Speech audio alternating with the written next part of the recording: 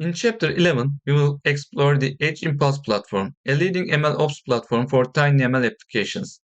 Edge Impulse provides a variety of tools and utilities for us to design and maintain ML models, as well as the utilities for underlying data management.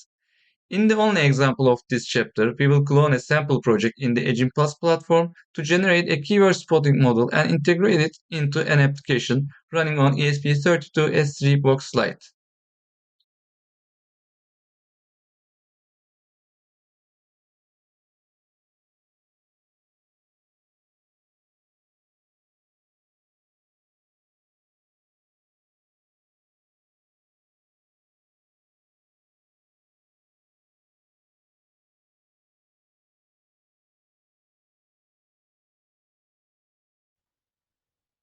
Hello, TinyML,